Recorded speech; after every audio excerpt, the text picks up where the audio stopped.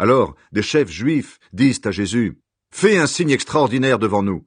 Ainsi, tu nous prouveras que tu as le droit de faire cela. » Jésus leur répond, « Détruisez ce temple, et en 3 jours je le remettrai debout. » Ils lui disent, « On a mis 46 ans pour construire ce temple, et toi, en 3 jours, tu vas le remettre debout. » Mais quand Jésus parlait du temple, il parlait de son corps. C'est pourquoi, quand Jésus se réveillera du milieu des morts, ses disciples se souviendront qu'il a dit cela. Alors, ils croiront à ce que disent les livres saints et aux paroles de Jésus. Jésus sait ce qu'il y a dans le cœur des gens. Pendant la fête de la Pâque, Jésus est à Jérusalem. Quand les gens voient les signes étonnants qu'il fait, beaucoup croient en lui. Mais Jésus n'a pas confiance en eux parce qu'il les connaît tous. Il n'a pas besoin qu'on le renseigne sur les gens. Lui, il sait ce qu'il y a dans le cœur humain. La rencontre de Jésus avec Nicodème. Parmi les pharisiens, il y a un homme appelé Nicodème. C'est un chef juif. Il vient trouver Jésus quand il fait nuit.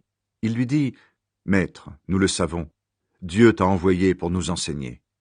Personne ne peut faire les signes étonnants que tu fais si Dieu n'est pas avec lui. » Jésus lui répond, « Je te le dis, c'est la vérité. Personne ne peut voir le royaume de Dieu s'il ne naît pas de nouveau. » Nicodème dit à Jésus, « Comment est-ce que quelqu'un peut naître quand il est vieux? Est-ce qu'il peut retourner dans le ventre de sa mère et naître une 2e fois? » Jésus répond, « Je te le dis, c'est la vérité.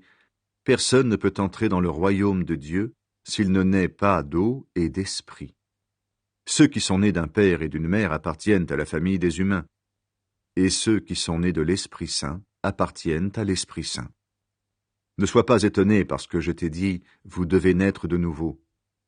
Le vent souffle où il veut, et tu entends le bruit qu'il fait, mais tu ne sais pas d'où il vient, ni où il va. C'est la même chose pour tous ceux qui sont nés de l'Esprit Saint. » Alors Nicodème demande à Jésus, « Comment cela peut-il se faire ?» Jésus répond, « Tu es un maître connu en Israël, et tu ne sais pas cela? Je te le dis, c'est la vérité, nous parlons de ce que nous savons. Nous sommes témoins des choses que nous avons vues, mais vous n'acceptez pas notre témoignage. Quand je vous parle des choses de la terre, vous ne me croyez pas. Alors, quand je vous parlerai des choses du ciel, comment pourrez-vous me croire? Pourtant personne n'est monté au ciel sauf le Fils de l'homme qui est descendu du ciel. Dans le désert, Moïse a placé le serpent de bronze en haut d'un poteau, devant tous. De la même façon, le Fils de l'homme doit être placé en haut, devant tous. Ainsi, tous ceux qui croient en lui auront la vie avec Dieu pour toujours. Oui, Dieu a tellement aimé le monde qu'il a donné son Fils unique. Ainsi, tous ceux qui croient en lui ne se perdront pas loin de Dieu, mais ils vivront avec lui pour toujours. En effet, Dieu n'a pas envoyé son Fils dans le monde pour condamner le monde, mais il l'a envoyé pour qu'il sauve le monde. Celui qui croit au Fils n'est pas condamné, mais celui qui ne croit pas, celui-là est déjà condamné parce qu'il n'a pas cru au Fils unique de Dieu. Et voici comment on est condamné. La lumière est venue dans le monde, mais les gens ont préféré la nuit à la lumière parce qu'ils font le mal. Tous ceux qui font le mal détestent la lumière et ils ne vont pas vers la lumière. En effet, ils ont peur qu'on découvre leurs mauvaises actions. Mais ceux qui font la volonté de Dieu vont vers la lumière. Ainsi, on voit clairement ce qu'ils font. On voit qu'ils obéissent à Dieu. Jean-Baptiste et Jésus. Après cela, Jésus et ses disciples vont dans la région de Judée. Ils restent là avec eux et ils baptisent. À Énon, près de Salim, Jean baptise lui aussi. En effet, il y a beaucoup d'eau à cet endroit. Les gens viennent vers lui et il les baptise. À ce moment-là, Jean n'a pas encore été mis en prison. Alors quelques disciples de Jean se mettent à discuter avec un autre juif.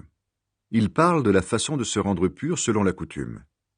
Ils viennent trouver Jean et lui disent « Maître, de l'autre côté du Jourdain, il y avait quelqu'un avec toi. Tu as donné ton témoignage sur lui. Eh bien, maintenant il baptise, et tout le monde va le trouver. » Jean leur répond Personne ne reçoit un pouvoir, sauf si Dieu le donne. Vous-même, vous êtes témoin que j'ai dit, je ne suis pas le Messie, mais je suis celui qui a été envoyé devant lui. Celui qui a la mariée, c'est le marié.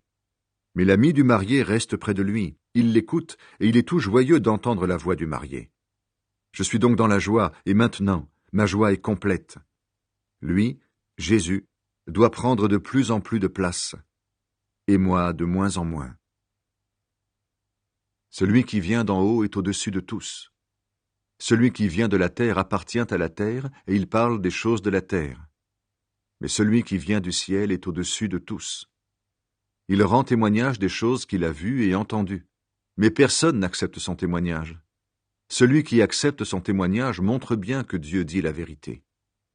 Celui que Dieu a envoyé dit les paroles de Dieu. En effet, Dieu lui donne l'Esprit Saint totalement.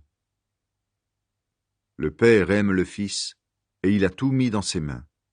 Celui qui croit au Fils a la vie avec Dieu pour toujours.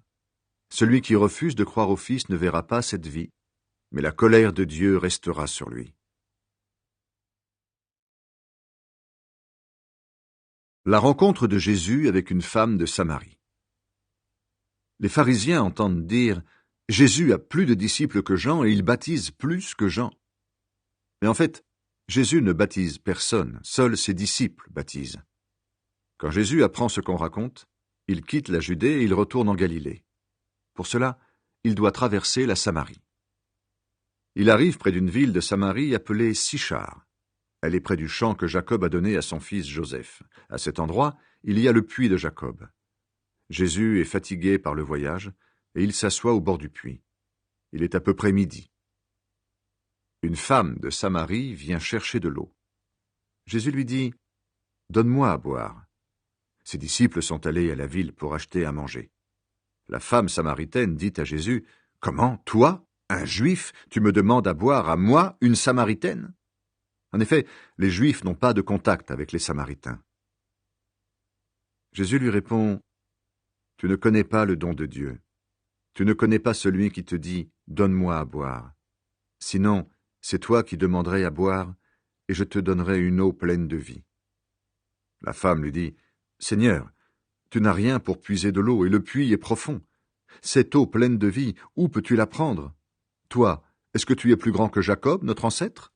C'est lui qui nous a donné ce puits, et lui-même, avec ses fils et ses bêtes, il a bu l'eau de ce puits. » Jésus lui répond « Si quelqu'un boit de cette eau, il aura encore soif.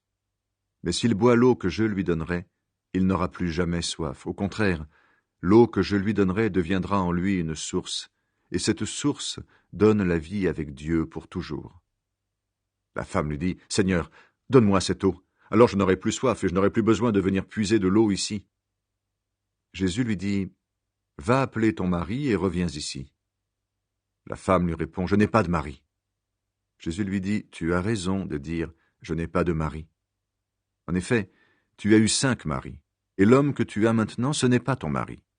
Tu as dit la vérité. » Alors la femme lui dit « Seigneur, tu es un prophète, je le vois. Nos ancêtres samaritains ont adoré Dieu sur cette montagne. Et vous, les Juifs, vous dites, le lieu où il faut adorer, c'est Jérusalem. » Jésus lui répond, « Crois-moi, le moment arrive où vous n'irez plus ni sur cette montagne ni à Jérusalem pour adorer le Père. Vous, les Samaritains, vous adorez ce que vous ne connaissez pas. Nous, les Juifs, nous adorons ce que nous connaissons. En effet, le salut que Dieu donne vient des Juifs. Mais le moment arrive, et c'est maintenant, où Dieu donne son esprit. Alors ceux qui adorent vraiment le Père vont l'adorer avec l'aide de l'Esprit Saint et comme le Fils l'a montré. Oui, le Père cherche des gens qui l'adorent de cette façon. Ils doivent l'adorer avec l'aide de l'Esprit Saint et comme le Fils l'a montré. La femme dit à Jésus, « Je sais que le Messie va venir, celui qu'on appelle Christ. Quand il viendra, il nous expliquera tout. » Jésus lui répond, « Le Christ, c'est moi qui te parle. » À ce moment-là, ses disciples